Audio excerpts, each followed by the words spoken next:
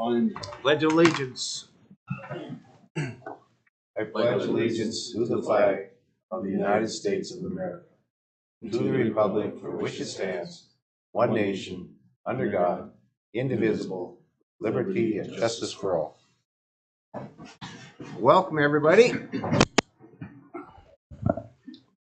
Personal appearances. No appearances, all right. Start with the approval minutes from March 21st, 2023, Monty Board meeting. I'd move approval of all 3 minutes, March 21st, 29th, and 31st. Second. There's a second. Any comments? Comment for 2 sets of minutes. At a meeting. Yeah. Include all of them. Yes. Okay, roll call, please. Hovda, Yes. Olson, Yes. Hammer, Yes. Schmidt, Yes. Kitzman. Yes. Okay, approval of bills. Amount is $1,949,137.4. Park Board Where'd you President. come from? Right there. Had my head down on it, and you appeared in front of me. Yeah. Park Board President, Commissioners, I have one additional bill that I asked for approval. It's for Ackerman Esvold on the Superfund site for $3,212.50. That would give us a new bill total of $1,952,346.90. Is there a motion? I would move to approve 195234690 bills. I'll second. Go ahead, Mike. There's a second. Is there any comments? Comments? I just got a question. It seems like our bills were quite a bit higher this month than they normally are. Is that because there was a bunch of special assessments paid for? Is that what that? Yeah, we had made our interest payments on some of our bonds. So. Okay. Other questions? Comments? Okay, take a motion. Hovda, Yes. Olson, Yes. Hammer, Yes. Schmidt, Yes. Kitzman. Yes. Thank you. Okay, approval of salaries. Motion? I'll make a motion. We approve the salaries in the amount of $334,300.03. Is there a second? I'll second. Barry? Comments? Comments?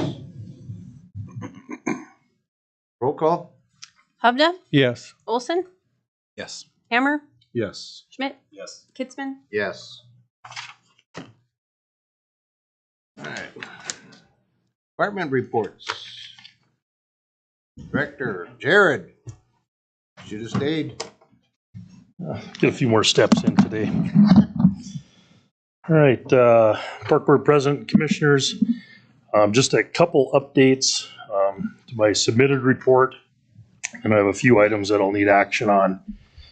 The Southfield Complex, press box concessions Lockman building, making a little bit of headway on it. We did get some good news yesterday that the concrete group was up. They dropped pins in to check frost level, and they say they're good to go.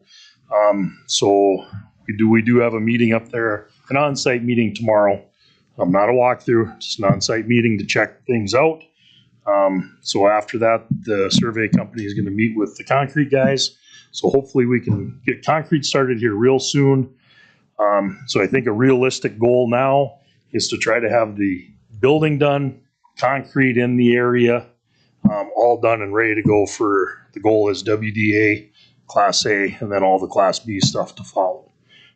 So then we don't open for a few days, close it for concrete work. So again, it's looking promising because a few of the other trades did show up in the last week. So again, making some progress there. So just wanted to give you an update on that. I guess if there's any questions on that project, I'll answer them. I got a quick question. Do we do lien waivers when we pay Strata? Are we paying Strata and then Strata's paying all the subcontractors? Yes, it's their part to pay the subcontractors. Do we do a lien waiver at the end of the project to Well, we have, with project being over, we have liquidated damages we could apply. All right. I'm just, So, we have any concerns on subcontractors not getting paid? well, my guess is at this point, I don't think so. We haven't heard that subs aren't being paid. But I guess I don't know. We haven't heard. And they I have have, not heard anything. It's when you made the comment, a sub finally showed up today. Concerns me. yeah, I agree. You know? It was a concern of ours also. But at this point, we think everything is Yeah. taken care of on their end because we are paying them when they submit a pay app. So, Yeah. and then just the pickleball court renovation. Looks like Dakota Fence and the core drilling company is going to come in next week and start the process of core drilling, putting posts in, fencing, and then I did confirm with our surfacing company. We're still on schedule to be here the week of June 5th.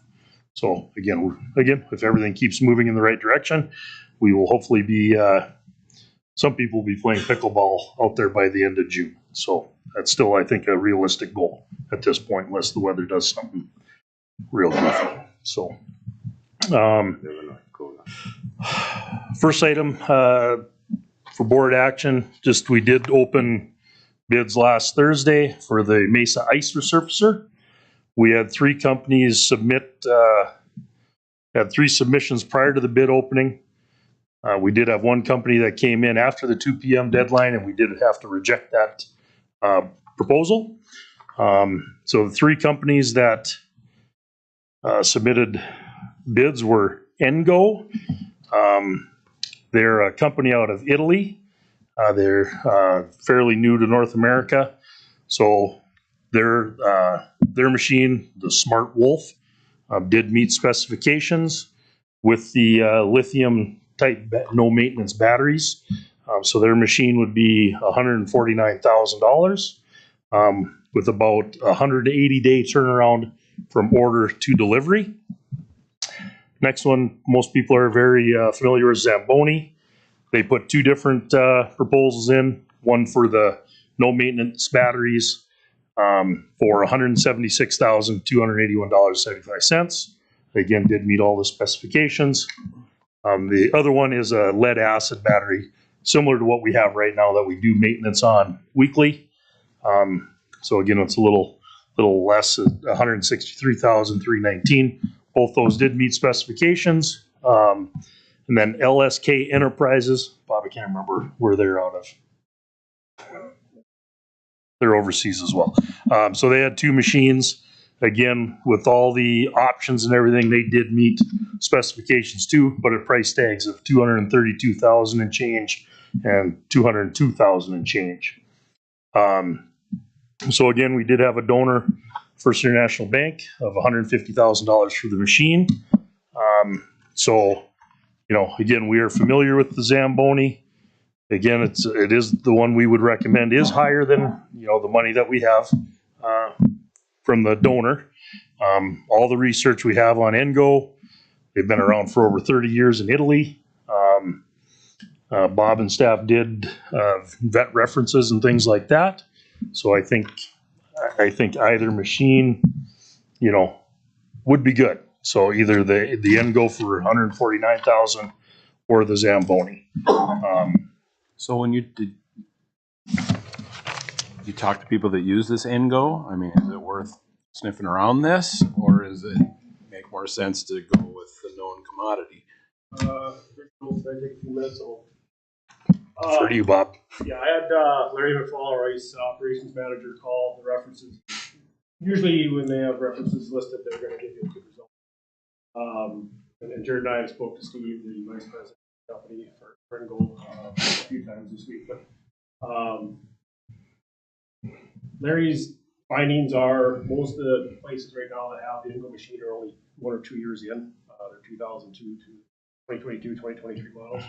So they haven't gotten to that point where the major problems come with machines, after 7 years. So a number of them said they have multiple different types of ice resurfacer brands as we do, and they have said that they're going to continue looking at Engo in the future. They're just impressed with it.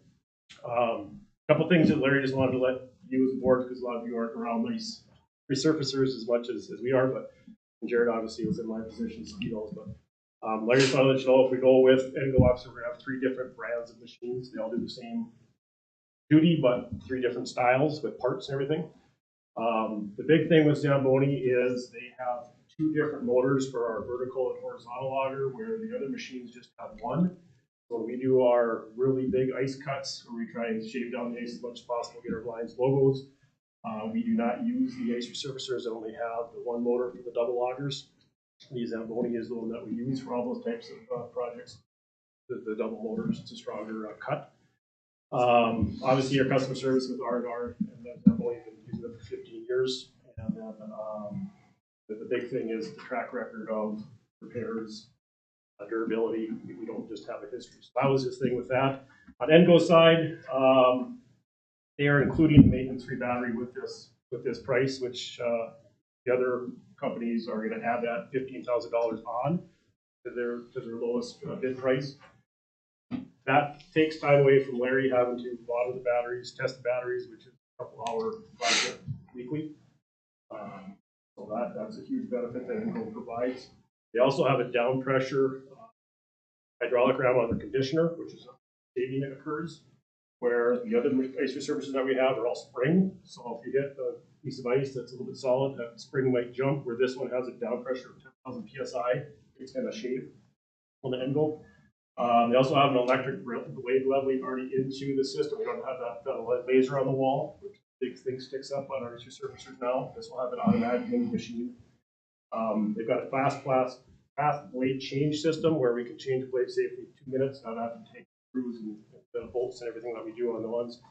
The auger washout system on the Engo, we can just push a lever and it actually cleans our augers right there without having to take a hose and take things off the machine. So obviously 180 days versus 450 days to get the machine is a benefit. And then they do stand up Steve, the vice president of the company, for 2 to 5 days. Does not leave until every full-time person that drives the machine has been trained off the ice, on the ice, and then also go with our mechanic Sean, make sure start to finish they are comfortable with how the machine operates, how you drive the machine, how you service the machine to get the life out of the machine. So I don't think we're going to go wrong with either one. Obviously, low bid from your perspective is being fiscal responsible with the tax dollars. The scary part is having kind of an unknown company. But this guy that we've talked to, Steve, is very energetic. He's been in the business for 40 years and is very excited to possibly get our business. So Larry said he found it hard to find things against Engo looking through this tax. Well, for Larry, that says a lot. He's a Zamboni fan. So I think we're in a win-win. It's just a matter if we want to roll the dice and give someone else a try. And hopefully it pans out. And it looks like a really nice machine.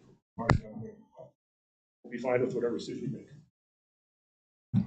If we went with the Zamboni, you'd want to go with the lithium, is my understanding, rather than the Correct, because it's maintenance-free. maintenance-free, You're right? not messing with popping batteries open and testing chemicals and things like that. Plus, the Zamboni's 450 some days out from order to delivery. Okay. So it's you're looking at a season and a half again, unless things really change quickly.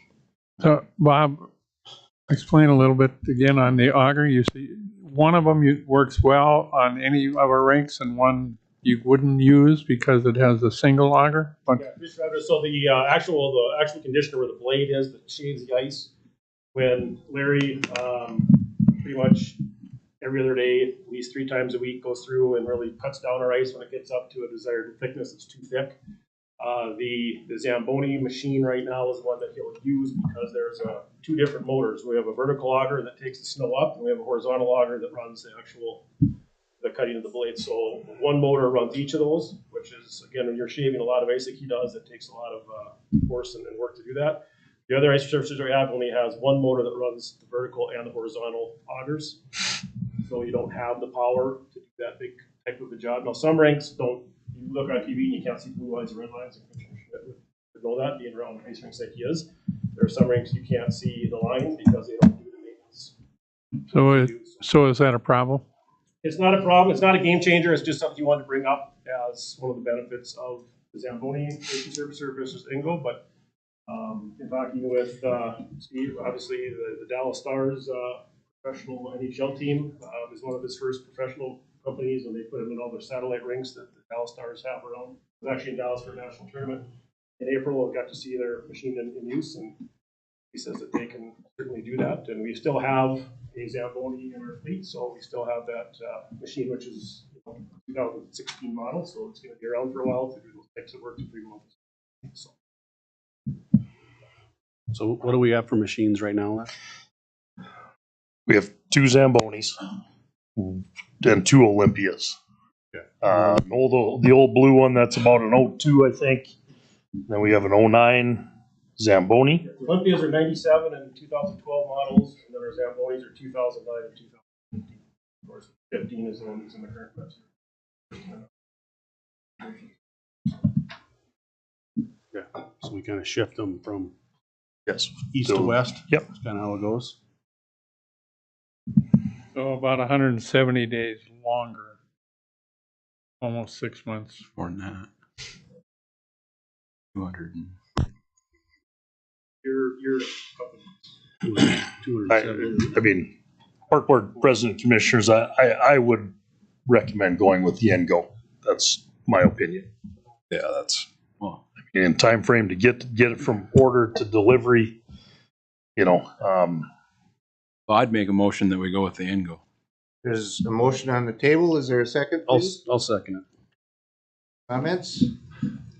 I just think that with the, I'm definitely, when I saw this, I was going, what is this machine regarding, with the Zamboni, but you guys done the research.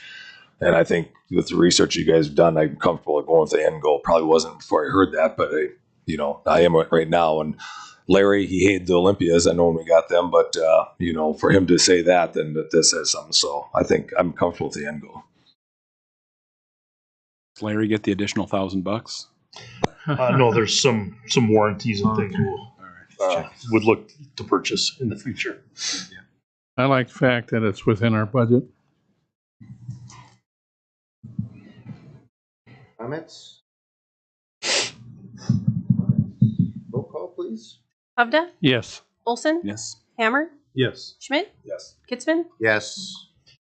Next item shouldn't be as much discussion. I'm asking to surplus 2 items for concessions.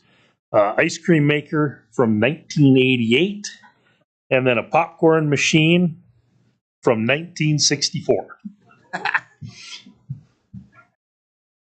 Where are these things at?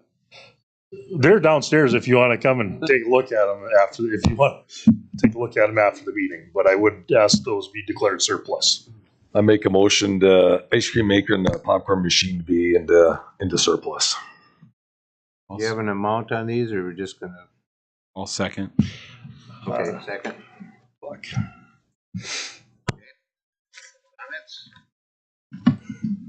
Comments? Roll call. Hovda, Yes. Olson, Yes. Hammer, Yes. Schmidt, Yes. Kitzman. Yes. Thank you. All right. Are we into popcorn now? Just making sure. I'm just thinking that's an old popcorn machine, man. Take it home. Seriously, still works. We just can't get parts for it. Go buy a popcorn machine now; it lasts for 4 years. That one lasted 60. All right. Need a motion? I think we did it. All right, for both. So that's both. Jeez. Yep, golf course. Golf course. Steve? Oh, yeah, hi. We hosted a rules clinic Sunday night at the golf course, and we had 68 kids, 6 coaches, and 28 parents show up. So it's going to be an annual event. And Mike's going to let us know when he can open the golf course, which will be coming very soon. We are discussing a bubble, which golf bubble, which I'll be talking to Ron and Ellie about and see if we can explore the possibility of doing that, which would be a multi-purpose facility with soccer and baseball and things like that. So other than that, we're just anxious to get going. That's all I have. Thank you, Steve. Greens, Mike. One thing to add to my report, with weather permitting, I'm hoping that we can get the course open. I'm shooting for April 28th. So not this Friday, next Friday. So let's keep our fingers crossed when we get it. So we're looking good out there. The water's pretty much off the course. It's drying up good. So 2023. what's that? 2023. Yeah. So that's what I got. What's the key with that? I mean, we just get a little snow and melt and then everything's fine. I mean, what would be the holdup? Not saying in a bad way, but what would make it not possible on? A lot more moisture, where it's too wet. Yeah. But right now we're looking good out there. The greens really came through the winter. Pleasantly surprised to see what they're looking like. For the most part, we are dry. We did flood on 13, 16 with the high water, and now that all receded, and we're dry there now too. So, yep. Any questions or comments? All right. Jeff? I've got nothing to add to my report. I have a question. In your report, you put waiting on Pro IT to install Wi-Fi system on the north side of the river. Where would that? It is putting in a bridge from the top of the clinic building that'll go across to the North Trail area. And I'd considered with the MI7 project just eliminating that. But the problem we'll run into is once we close the bridge, when they take the levee down, I'll have keepers over there taking care of animals. But one of the purposes of the Wi-Fi is to run surveillance cameras so that we have eyes on that part of the zoo while we still have animals over there. Gotcha. Okay.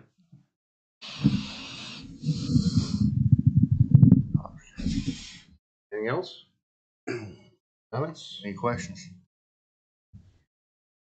Right. You have more to report? Just some dates. Updates. Okay. I'll be real brief on this one. So, just a couple of updates since the Toros now in the crazy North American Hockey League Central Division this year. In the 11 years of the league, there's 4 teams that had to go to the last weekend to determine playoffs. So we were patiently waiting until Saturday, but we are back in the playoffs, which is a good thing. So we have 2 more weeks of Toro practices, and they'll head back to Austin for the 3rd weekend in a row to play the Austin Bruins in the first round. We are guaranteed to have a playoff game Friday, April 28th at 7:35. And as long as they don't go 3-0 or 0-3 in the first 3 games, we'll possibly get a second game on the 29th. If they win that series, then we will have a for sure home game Friday, May 12th, with a possible home game on May 13th. And then we will for sure be completed with games for the 23 spring season. So we'll wish them well and see how this goes, but hopefully we'll get a couple more playoff games out of it. The last 2 were sellouts, and the fans are really getting behind them. So hopefully they can go for a while, and we'll get the benefits of the income of the fans. And then the last date, I just got this yesterday. Commissioner Schmidt just asked me before the meeting. The annual Guns and Hoses was waiting for the Toros to determine when they're going to have dates open and not have dates open. So our annual Guns and Hoses charity game that we host at the Pepsi rink every year, which is a great thing, and we donate the ice for that event, will be Saturday, May 20th at 7:00 p.m. So we're excited to have Mr. Christ and his organization back. And it's a great event and a great charity that they do. So other than that, thank you again for the approval of the ice resurfacer, and again, First International Bank for their continued sponsorship and partnership with us. How many tickets can they sell for a sellout? What is a sellout? How many sold, do you know? Well, we have 1,900 seats, and then I think they had 2,200 with standing. But they finally put signs on the door, sold out. They couldn't take any more for fire code the last 2 home games. It was great. Any other comments, questions? All right, maintenance, James. I have nothing to add. Horticulture, Shannon. Green thumb. I don't have anything to add to my report. Thank you. Forestry, Troy. Just want to bring up that I have a lot of good people started with forestry here recently and coming on board in the future here. So looking forward to a really good year working with them, and I think they're going to get a lot of good things done for the park district and the city this summer. So thanks. What's the size of your staff? 3 full-time right now, and we're looking at having about 4 or 5 seasonal. So, and then our secretary. Right, Tom Landseedle. I have nothing to add to my report. Okay, thank you, Tom. Youth Recreation, Ann. I have nothing to add. Thank you. Dennis, Mark. Always have something, Mark. Mark couldn't be here tonight. They had, he's short-staffed and a full night on the courts. So, obviously with the spring nuts being here yet, he's had a lot of activity with the middle school and high school programs indoor. Had a big meet last Friday and Saturday. It went really well. I think he had a tennis match today, Minot versus Williston, this afternoon. So again, they're really busy indoors. I mean, unfortunately, that means the weather's not as great outside, but it's good for Cameron indoor tennis right now. And then we did start this little spring program for the last month of the season, Monday through Friday, 9 a.m. to noon. It's basically $25 for the month to come in and play tennis or pickleball from 9 to noon, Monday through Friday. And there was a good dozen participants this morning when we were up there at our department head meeting. So it was nice to see activity during the day. So we'll be looking to do programs like that in the future. But Mark's really busy right now, hoping to get outside soon. Yeah, aren't we all? Was that entire round robin indoors this weekend? Yes, it was. Okay, any other comments? Okay, new business, Zoo African Plains Building, RFP for A&E services. Jared? All right, Park Board President Commissioners, we opened bids on April 6th for that project. We did have one bidder, Ackerman Esvold. Services basically would take us from design through closeout of the construction project. Fee came in at, $327,500. I guess what we're asking for today is to be able to move forward and negotiate with Ackerman Esvold to, do refining the design and maybe a not to exceed number. Because again, we think this number can be a lot less than what was submitted. And Jeff's had conversations with Ackerman Esvold on this already. But today we're just asking to proceed forward and have communication to try to nail down a lesser number for this project. Comments? We need a motion? Yes. Sounds like a good idea. I'll make a motion to do that. Second? I'll second it. Comments, questions? This is a part of the whole project, and it's budgeted for and everything. We are in the fundraising process of it. You say we, who's we? The zoo. Zoo? We had at our open house on Saturday night for the leopard exhibit for our donors, had opportunity to talk to several donors. One problem we have right now is that we don't know how much it will cost. The reason the proposal was so high is basically when I met with the architects over at Ackerman Esvold, they use kind of a little sliding chart and based on the square footage, and they consider zoo exhibits as a type 5, which fall into the same class as hospitals and very technical construction. What this building is probably near 11,000 square feet. That's under roof, but there's no floor. It's just 4 walls and a ceiling. But through their proposal process, they just based on square footage and being a type 5. So we're hoping through the negotiation process for the contract that we can help take a closer look with them at what the project is. I've got one donor that I spoke with on Saturday night that said if I can come up with a hard number, he pull his checkbook out. Do you have a timeline on that? Ideal timeline would be, in their proposal, they had it completed, construction completed by May of 24. We know that from conversations with Ryan Ackerman, the plan is for construction on removing the levee through Roosevelt Park and the zoo will start in spring of 20. If we don't have the building there before they move into the zoo, we'll be relocating giraffes. Probably until the entire MI7 project.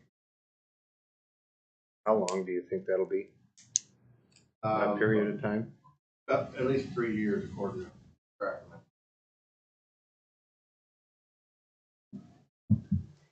Comment on, and they have a number attached to this, but as with all of our projects, we start out with the concept and we go forward as the project progresses. You get billed for it, so you don't have to pay all of that right now.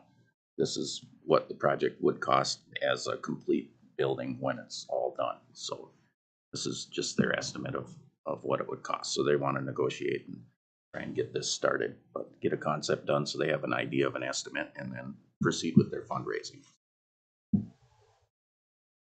You're not going to get a bill for the 300 plus thousand all at one time.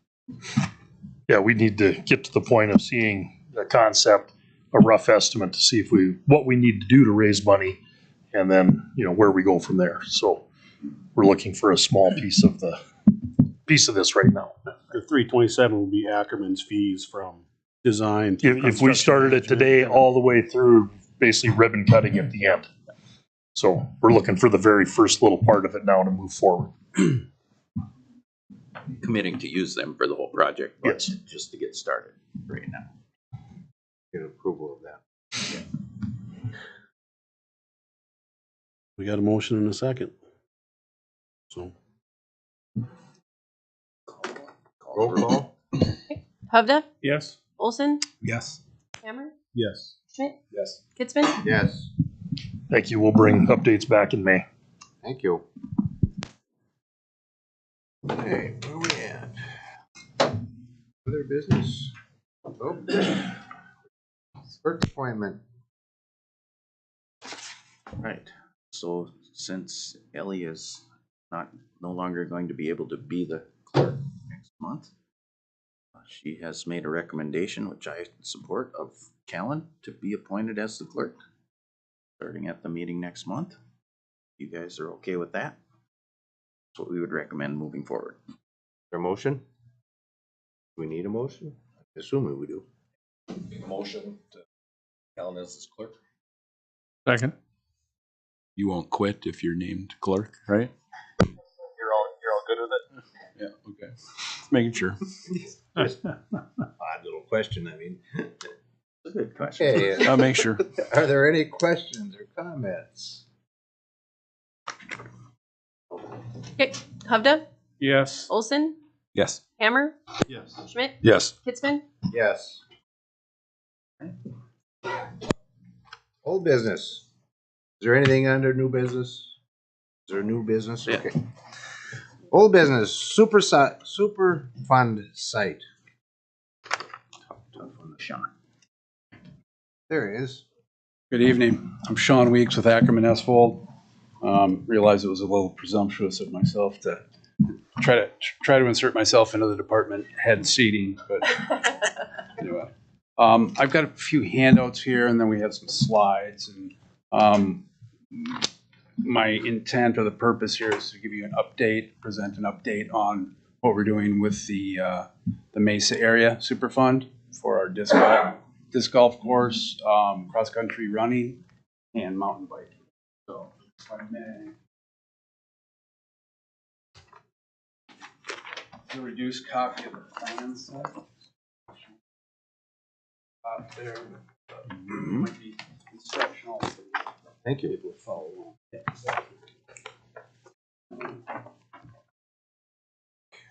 Fine.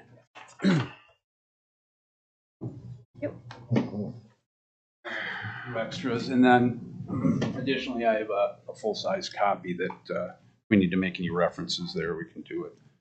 So I don't know that I necessarily need to bore you with the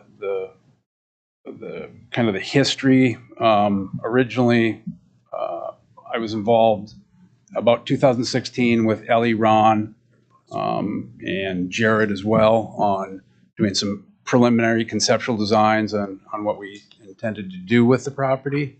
The idea being that passive uses where we'd be least impactful and destructive of the surface out there would be most suitable. So we're at a point now, according to the back and forth with the EPA, that the MSW, the Municipal Solid Waste Facility, is now considered a deleted Superfund National Priorities List site. So the last piece in this puzzle, in order to allow us to actually move forward with construction, is the approval of this consent decree, which is a legal action between the city of Minot and I believe state of North Dakota and the EPA. And I think the information that's been related to us, and it's Public Works, City of Minot Public Works has been kind of handling all the interface with the EPA, but we're very close to having this now. I don't know if I don't know what close means in terms of EPA standards or EPA timelines, because we've been working on the work plan itself and the O&M plan, which is a requirement of this, has been developed and I believe now approved, but that was a 2-year process, just the back and forth. That approval notwithstanding, what I thought we would do is we essentially have the plans updated, and we've got an 18-hole disc golf course, the front 9 being in the northeast corner. The Ellie, if you want to pop to the next sheet. Yep. We'll blow up there. And the back 9 on the kind of the southwest corner. What we're trying to target here, and again, this is some of the feedback we got initially from the user group and stakeholders, that they wanted the PDGA, Professional Disc Golf Association. We wanted what could be certified as a blue level course, and apparently that would allow for, it would attract players in order to compete on this type of course. So, yeah, what we've got is it's about 6,200 feet in length.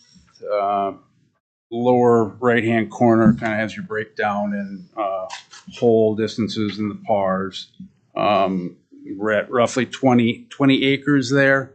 We're going to be required to remove about 1,000 feet of fence, and the EPA is fine with that. They realize that in order to make use of it, we probably should reduce the barbed wire strands if possible. Make it a little more inviting than it currently is.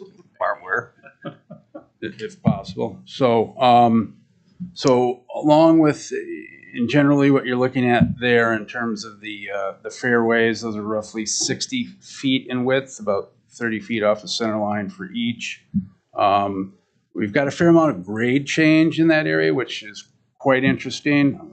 I walked it here the other day with one of my civil designers, and we determined some areas where we're going to have to maybe bench in a little bit of a pathway in order to access the next hole. But I think that it's going to offer some real interest in terms of the challenge and the integrated topography with the layout. So as part of the improvements, we've got maintained fairways, tee boxes, baskets, hole and wayfinding signs, benches, trash receptacles, just pretty much everything to support the activity.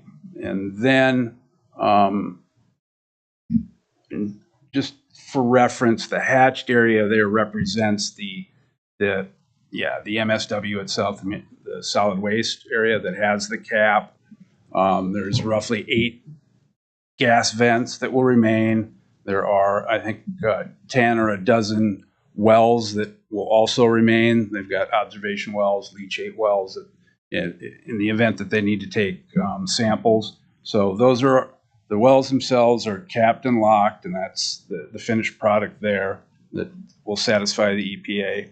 The gas vents, we're going to place fencing, like a 4x4, 6-foot-high fence with a gate on it. So we're trying to avoid any of these things as being kind of attractive nuisances to the younger crowd. So, and I think that will satisfy that. Ellie, if you want to jump to the next one. So kind of the magenta loop that looks similar in shape to the MSW, that will be the cross-country running course, and it is, what we've got there is about a mile, or maybe 6 feet over. So the target was to have a 1,600 meter course, and it would offer the ability for high school, junior high, MSU to use this as a training facility as well as competition, perhaps. So there may be some areas that require us to add a little bit of material in order to bring it up to grade, make sure that we're not trying to run through areas that might offer some sort of, extreme tripping hazard. But for the most part, it's going to be au naturel.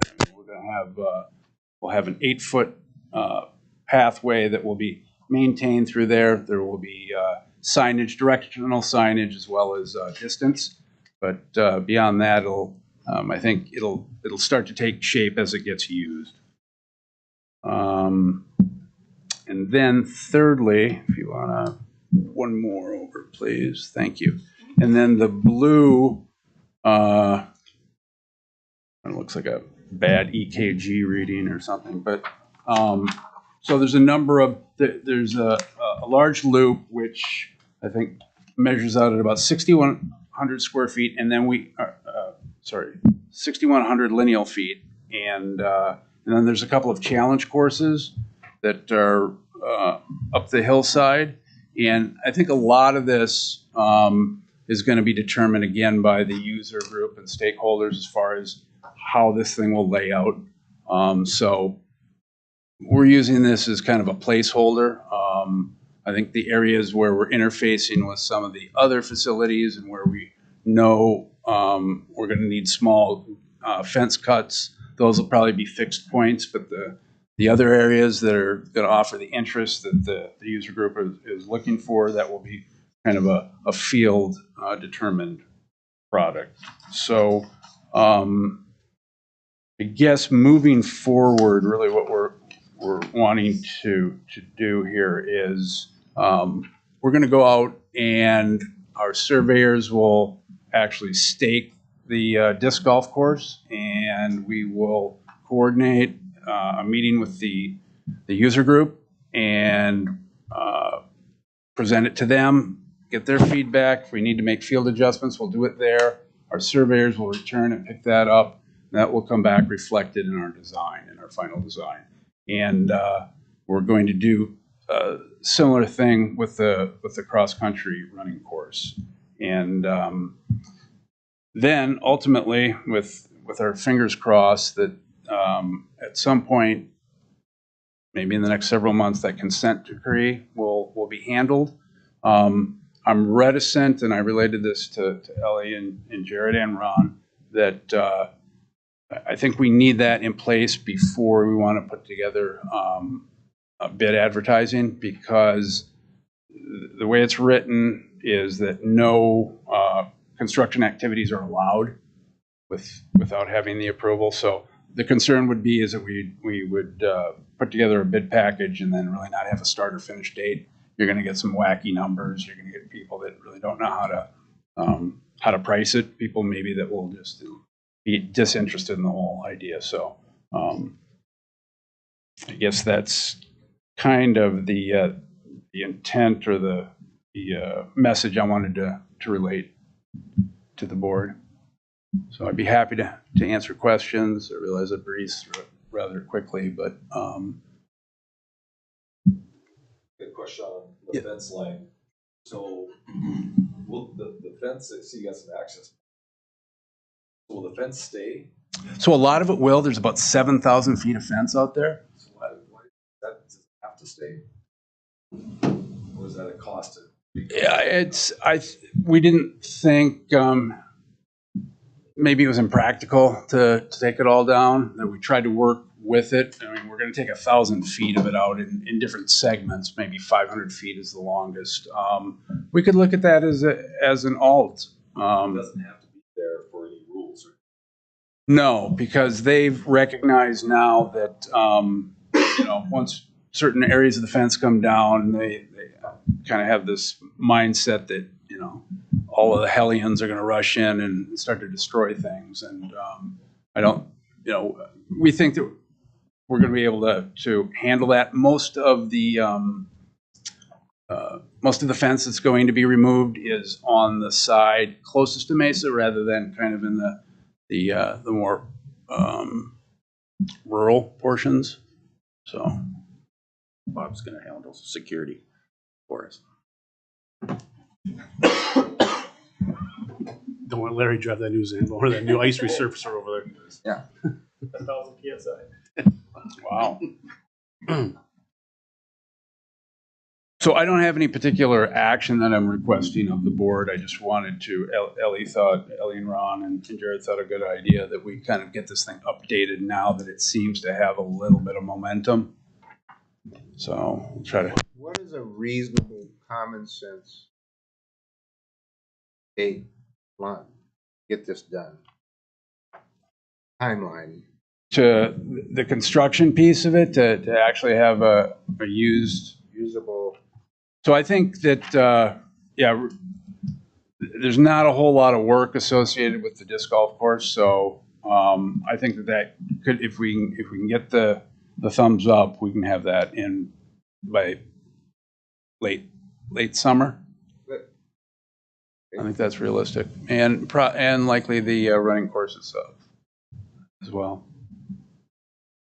So when you talk about there's momentum and it's going the right way, is there anything that park board can do to try and step on that gas or keep on the gas or do something, or is it at the point where we just let it play out here? Or I mean, do you have any advice? That's a good question. I'm not sure that maybe a letter in support of the whole idea that we could direct straight to the EPA contact that we have. That it's kind of the importance of trying to get this established this year. I do think from Parks' perspective, like Sean talked about, getting those user groups out there and kind of showing them that Minot Parks is trying to push this through as much as possible, getting them excited and re-engaged. We have had some turnover in cross-country coaches, so bringing them back on board and maybe taking pictures of them out there walking the course and things like that, maybe getting some press out there and sending those links to EPA. That can't hurt our situation. And redoing the letters that we did probably 3 to 4 years ago at this point, asking for those again. I think all that would help. It's certainly not going to hinder anything. Great. So we can definitely try that route. Yeah, I mean, I think that's a great idea. I mean, yeah. No, I'm all for it. All right. We already purchased all the disc golf equipment, right? How many years ago? Yeah. Okay. That could be an additional picture, all of it just sitting in storage. Waiting. There it is. There it is. I'm not holding my breath. Sean? Thanks, Sean. Thank you. Okay. Thank you. Good job. Appreciate it. Corbett Field now. All right, I'm so engrossed. What we got here? right there. Jeff. Lori and Jeff. Jeff will do the presentation today. Good evening. I'm Jeff Feist. I'm with EAPC Engineers and Architects, and here tonight to kind of provide an update as to the master planning process that we've been going through or that we've been leading for Corbett Field. We started the process. We met with all the various user groups there in the Park District. We talked about the issues that we currently have, the wants, the needs, the dreams for the facility. That's kind of where we started. And so we came up with a lot of ideas. We're getting towards the end of the process. We have some design ideas we'll show you. We've put together some estimates that we're going to refine, and we need to have some final meetings with the user groups and create some prioritization of those proposed improvements. And hopefully we come up with a master plan that kind of gives a direction for the facility for years to come. And hopefully it's on the other side, hopefully it's not too long before you get move forward with some of those. The first slide we have is just kind of an overall site plan of the site, showing the existing field and some of the things that are related to that. Ellie, if you can go to the next slide. This slide here, it's similar to that site plan. It's just kind of a 3D view of that kind of identifies, I think we have 12 different improvements that we have separated out from our user group involvement early on. It was determined that the existing grandstand in its historic nature of this thing, that it was something that we wanted to keep on site and make improvements to that, to fix the issues that we had with that, and and kind of do what we can to that instead of, the idea was, well, should we tear it down and start over? I think the history is too great for Minot to, everyone kind of agreed that it's something that we need to work with, and we found some solutions as to how we can provide the accessibility issues and the comfort issues and some of those kind of things. Along with that, there's some different raised platforms that help tie the new and the old together, deals with some of the handicap issues. Some additional concession restroom things with the Northwoods League coming to town. They'll have a larger use for the facility.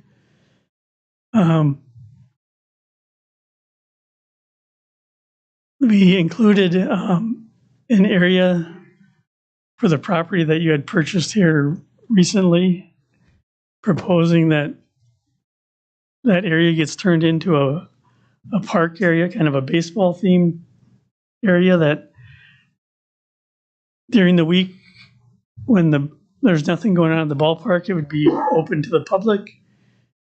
But then during games, it would kind of be an expansion of their activities and things like that they could use that for kids during the game, whether it's as park space or picnic space or even inflatable kid zone type things. From a maintenance standpoint, we looked at turfing the warning track, which was originally left as agrolime or dirt, I guess, whatever it is. It's turning out that it's being kind of a maintenance issue. When you can get on the field, the warning track is still soft and some of those things. Then we added a few. The next one is kind of fun little way of looking at adding some additional seating areas, probably corporate seating, probably more towards the hot tots, and providing some shade on the third baseline. And then we have expanded batting cages. Some of the remodeling proposed, there's one batting cage down the first baseline. They would all be combined, and we'd have 3 batting cages. They'd all be down the third baseline there on the out, kind of in a area that's kind of designated as more staff rather than fan base area. We also proposed softening up the approach to the building with some new exterior improvements and a new ticket booth area. And we've included the possibility of a new video board and scoreboard for the facility. And then what's termed here as a first base multi-use building is something the Hot Tots had, as they provide food and and things like that for this facility, it's designed to have not only a kitchen in there for preparing some of their food, but it has some additional corporate seating up on the roof kind of thing, overlooking the bullpen and the field from that location. I'm going to go to the next slide. We'll just kind of show some of these. This is kind of showing the entrance, the new ticket booth, and some of that softening of the exterior. So we're moving a kind of a decorative fence. You see the existing grandstand and then the new proposed grandstand. And then the ticket booth there as you kind of approach, both for having a need to have will call and things that are accessed outside the ballpark. If they would have something open when prior to the gates opening. Next slide. This is kind of a quick rendering of the park area, just showing some of the ideas we had. We talked about a playground area, kind of some baseball themed amenities in there, whether it's baseballs that are climbing structures or just little tunnels that are shaped like a baseball glove. Picnic area. Then we also are showing a miniaturized little field in the corner there, just kind of, it's about 1/3 of the size of the big baseball field, but it's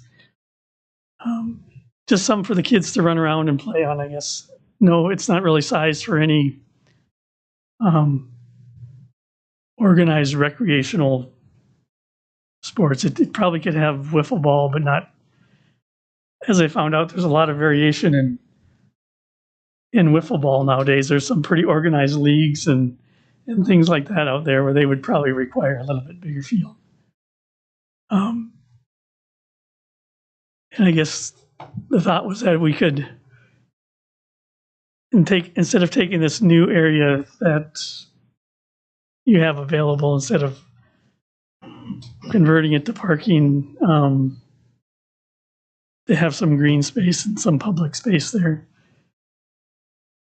We've looked into parking and we are short of parking, but the city of Minot they don't really have a set amount of parking. They kind of they review it kind of case by case. So we know what we would need based on the seating, but we don't kind of based on an assumed number, but we'd have to work that out yet with the city.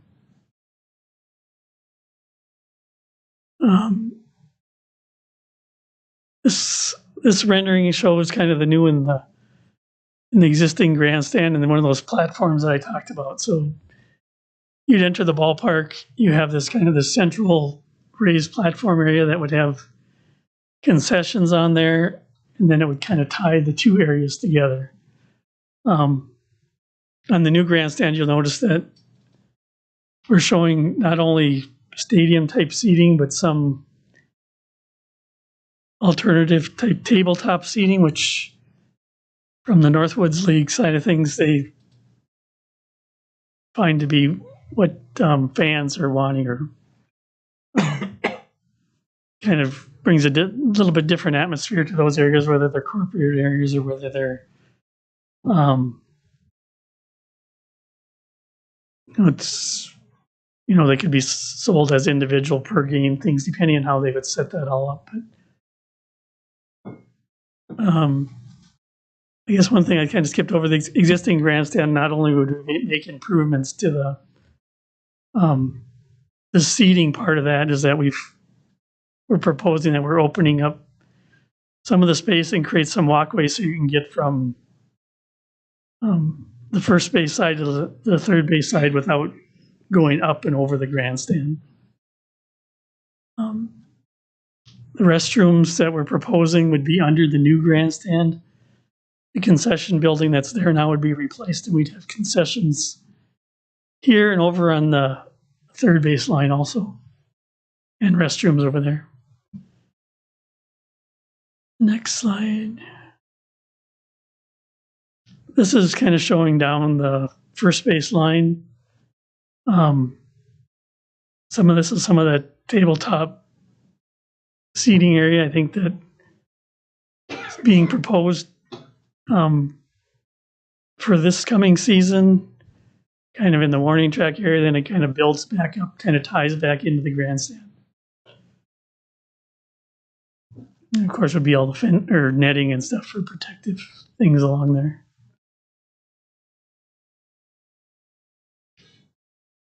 This is just kind of showing a kind of a player perspective from the field, I guess, showing both the existing grandstand and the new one. And you can kind of see in the back of the existing grandstand there would be a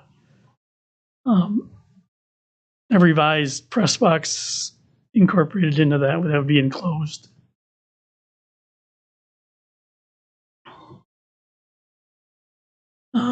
This is a view showing that shade and platform area on the third base line, just kind of a corporate area or whatever, that kind of a seating area. And behind that, kind of out by the fence, there would be a second concession restroom area, restroom building. I think there's one more. I think there's one more slide. Nope. Okay, there's 7. Okay.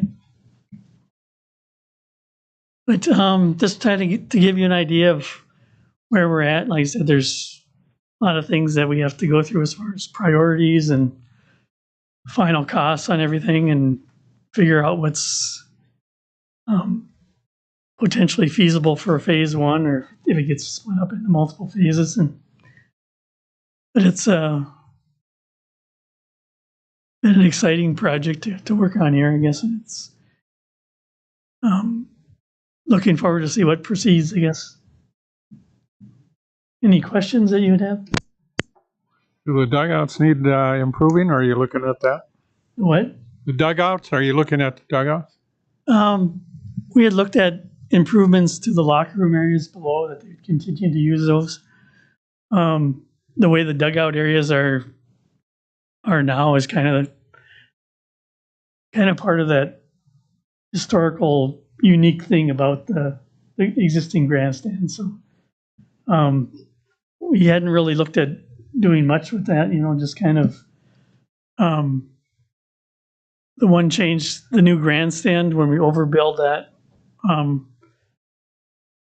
there'd be kind of a walkway that would kind of overhang kind of where right now there's 2 different overhangs at the dugouts, and that would become kind of a continuous walkway to kind of give a little more circulation space on the front of the existing grandstand.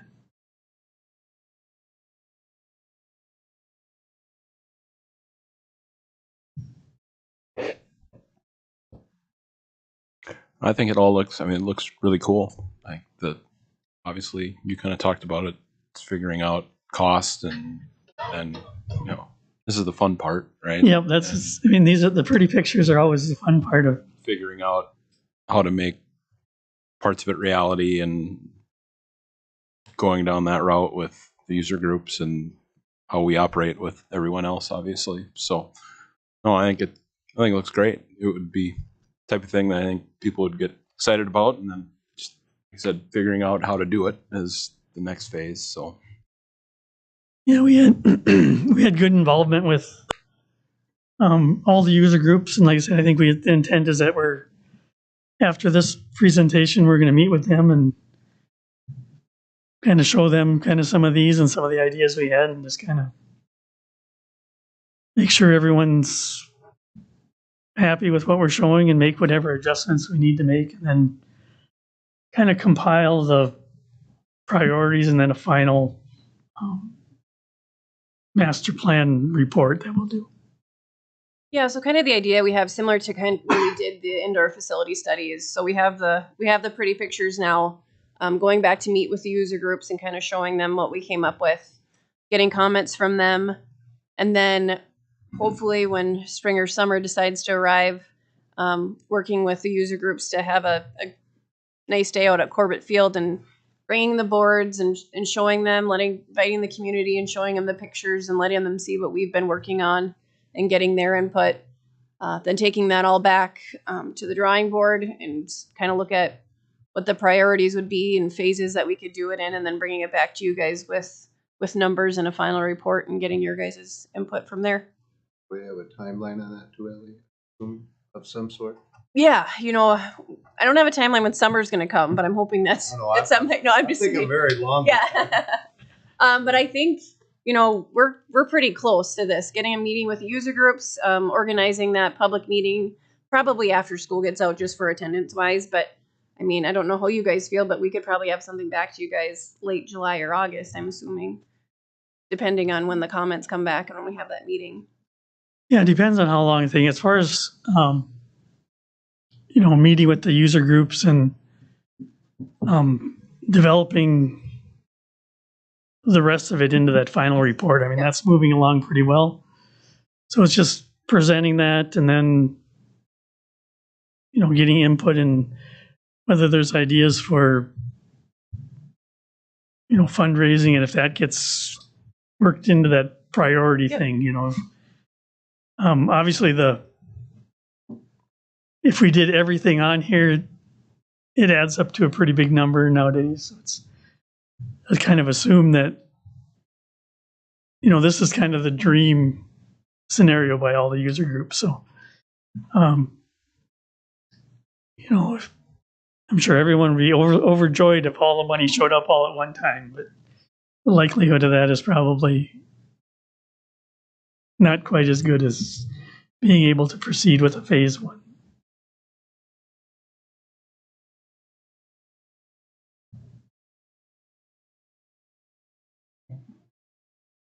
Thank you. Thank you. Good presentation. Thank you. Right. Ellie? Let's see, let's get to it here, sorry. So just wanted to give you a little update on pump tracks. We're actually working with EAPC on this project as well. So we've been meeting with Give 360, which is a fundraising arm of the Minot Area Community Foundation. So we're working with them on this project. This is a rendering that Jeff actually put together. I didn't prepare him to have questions on this, but he is here, so I suppose I could probably put him on the spot. But what we've been working with that group is similar size to Dunn Center and what they have at Sturgis. So we're looking at a 200 by 150 pump track. And just for a reference, this is the Jack Hoven baseball fields. So this is that area where the temporary dog park was during construction of the flood control. So what we'd be looking at is putting in a parking spot here. They're going to be looking at raising funds for the pump track. This universal playground is equivalent to the one that they have in Mandan currently, where it's the poured-in-place rubber right off the bypass there. And then an older age playground, restroom facility, and a couple of park shelters. Restroom, we're looking at something similar that we've been putting at the Sturgis Valley Golf Course or at Woodland Trail, but we also have infrastructure close to this area, so that won't be a huge task, but it will be a investment for sure. And this is what we've been working on as far as the pump track goes. So the blue is kind of an intermediate course. for older kids. And then this yellow and red would be an adaptable and kind of a taut track. And the inside track, we're looking at kind of a safety town feature, which would have stop signs, possibly stop lights, just something to educate kids on bike safety is what they're looking at here. So that's where we're at in the process. As soon as we get approval, or we get the go ahead from the group that this is the taut track that they want to go with, we'll start working on some renderings for that, and then you'll be seeing more of it in the news and online as they start pushing out for fundraising. One side note on this, and this will be news to you guys because we just met with them today, but as we're master planning this whole area, the baseball group, we met with them a couple months ago on something else, and they had heard about the pump track, and their initial thought would be like, well, we really wanted to have baseball over there, but I feel like we had a good meeting with them today, talking about some master planning in the future. I feel like we're all on the same page, and I think just moving forward, making sure that we're having communications with them as we're planning, meeting with a couple of their board members. So I think we left the table today with a plan to move forward and working with them. So if you hear any rumblings of that, I think we're in a good spot with them. But that's just a little update on where we're at, and we'll keep moving forward on this and the master planning of that whole area and working with Give 360. What's it? Estimate total? Any idea? No, we're still pretty Not early on. Yep. Okay. Any other questions, comments? Thank you. All right, Roosevelt Park Zoo, flood control. Jeff, Ellie, all the above. Jeff can chime in here too, and this is just more of an FYI for you guys. And Jeff kind of talked about it earlier. We just had a meeting with Ackerman and Source River Joint Board about how the process is moving a little bit faster than we thought, the timeline for flood control. So we just wanted to give you a heads up that this is, they're hoping to be bidding it out late August. There's some spots here, as you can see. These will be the soil that they're going to put down that has to settle. So these could be in place as early as next fall. So flood control is going to be moving in maybe a little sooner than we thought, but we're working with them on that. But we just wanted you guys to have a heads up. Next fall or this fall? Sorry, this upcoming fall. In a few months. 2023. Yes, I apologize. And that Roosevelt Park, Roosevelt Park, as far as any events and runs and that after this fall, we won't be having those. So we've shut down reservations for any shelters and anything like that as far as moving forward for the next 2 to 3 years. And really, as we know, the North Sioux will be moving over there. So it's going to be one of those summers that it'll be a little bit bittersweet because all of our events will be our last events on the front lawn there, but we'll celebrate it, and we'll be working with Ackerman Esfold, and they're going to come in and bring in boards for education to the public and things like that as well. And Jeff, if you want to comment, but you already did talk a little bit about the impacts for the zoo. But yeah, and I'm working closely with Ackerman Esfold on this part of it, as well as the new exhibits that they're funding. And what I've told my staff is this: everybody's got to be fluid for the next 3 years or so, because it's going to change on a regular basis as far as where they're working, what we're doing with the animals. We'll be moving out the bongo and zebras probably early this fall before they start this. That one pre-consolidation pile that you see at the right side just is right on top of those 2 barns. So we're trying to stay ahead of them as we go, and that's right now the best we can do. and as when Ryan came and presented the walls for the flood control, they'll be coming to us for final approval and all that. So we will have a good idea of how the project is moving forward. But we just wanted to give you a heads up as we move forward with summer and things like that. You guys will start hearing rumblings of it. So.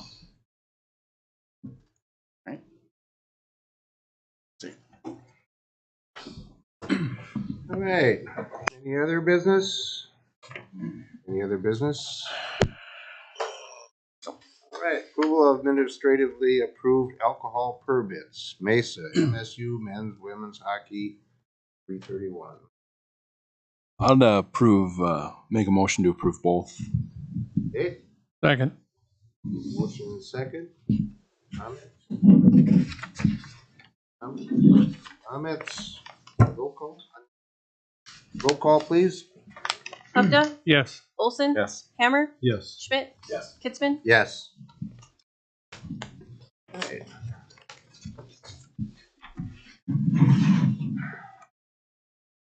All right, director's report.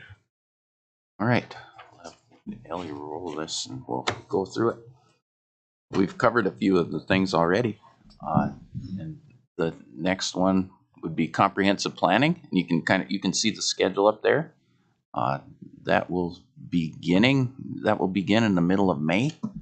That's correct, Ellie? Yep. Do you remember what the date is? May 15th. All right, so that gives you an idea of the schedule, probably late fall for completion of that. So there's a lot of items that go into it, which will be a good exercise for everyone to go through and really spend a lot of time looking at future development of parks and trails throughout the city. So really good project to kick off the season with. So that's exciting that's going to get started. Same company, as you guys know, that did the city's comprehensive plan.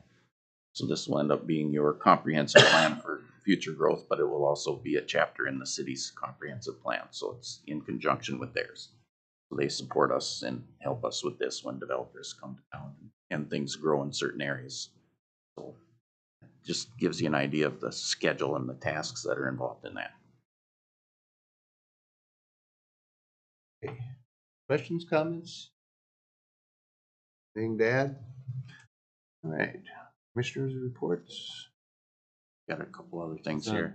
Oh, okay, I'm sorry. Go ahead on those, Ellie.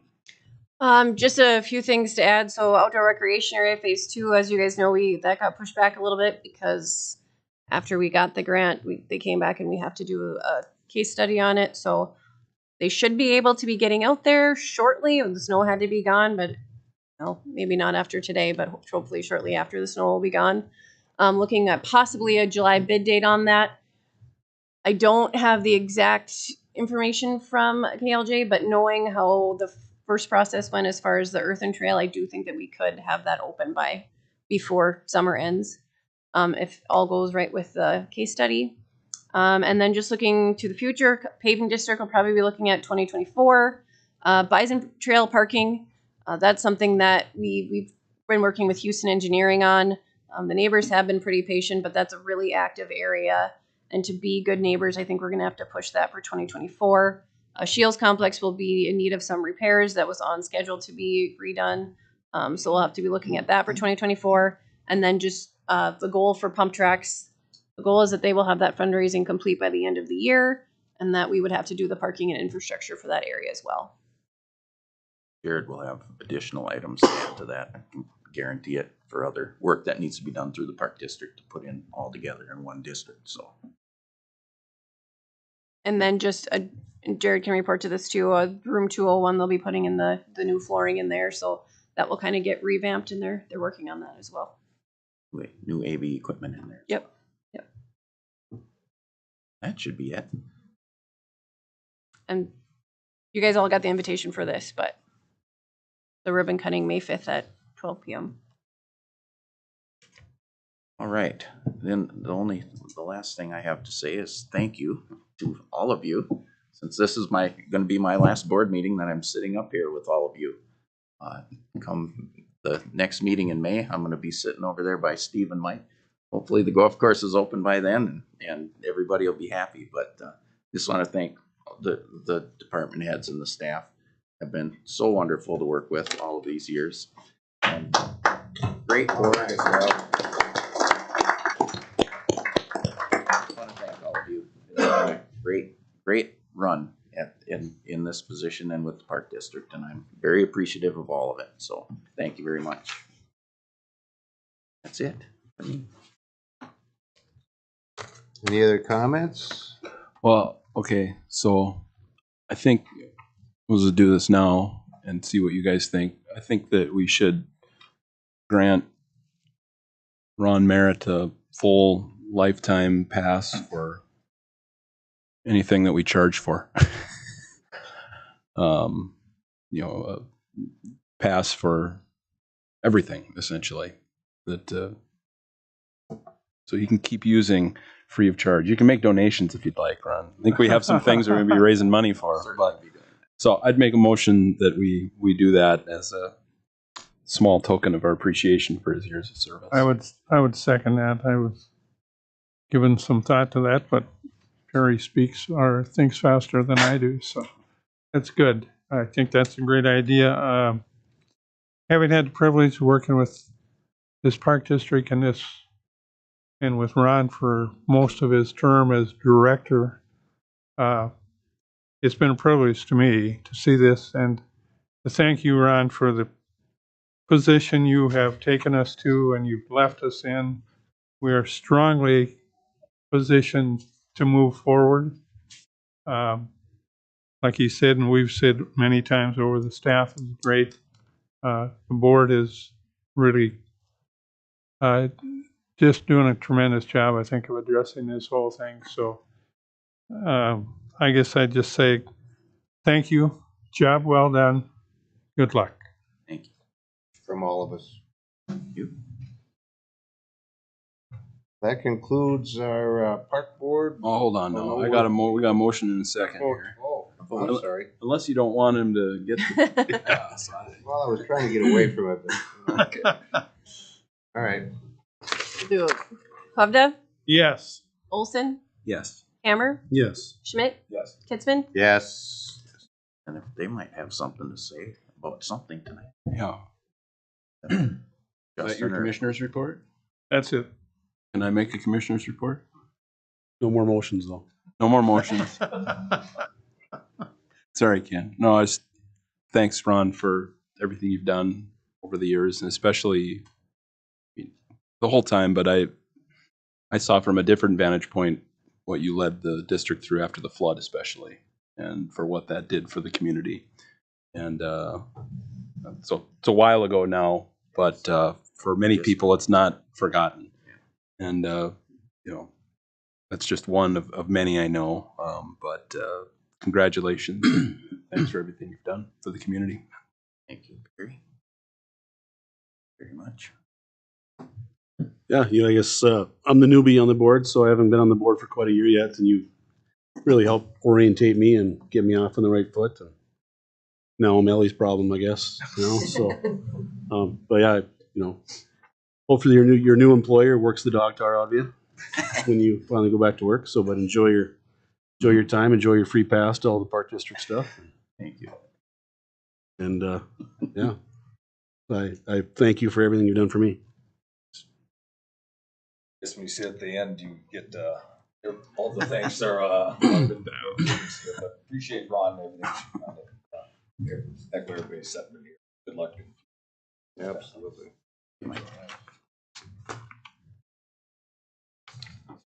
All right. That's it. That should Can I be make it. one more motion? I move that we end the meeting. Yes. All right, foundation. Sorry, Hammer. Yeah, I knew you were gonna sink that one in there. Better call the vote. Call a vote. Yeah, they made a motion and Need a motion to. we made a motion. Just call the vote. All those in favor? Yes. Aye. There you go. John. All right, foundation meeting. Personal appearances. Any personal appearances? None. Approval of the minutes. Make a motion to approve the minutes. Second. March 21st meeting. Second. Second. Comments? Comments?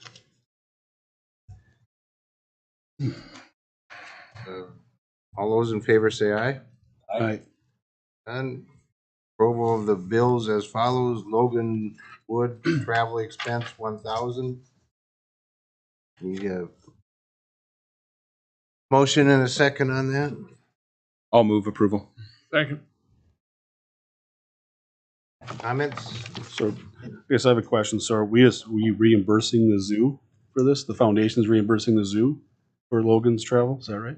These are funds from our conservation fund. Dr. Wood had an opportunity to go to Ecuador to participate in a mountain taper project that came up quickly, and they recommended that he bring $1,000 cash because of where they're staying up in the mountains, and it's just easier. I'm in the process now. I've got his cash since he just got back to work on Monday. We'll balance out the receipts and turn those in to reflect those expenses.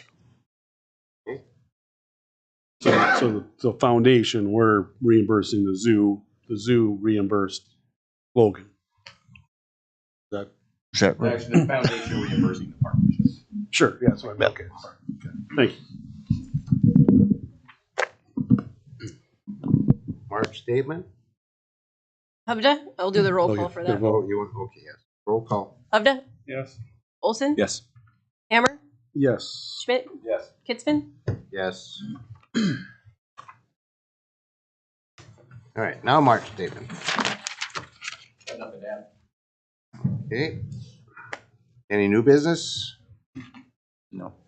Is there any new business? None.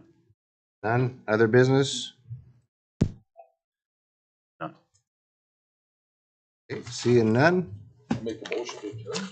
No, second. No, Cliff Beebe. Second? All in favor? Aye. Aye.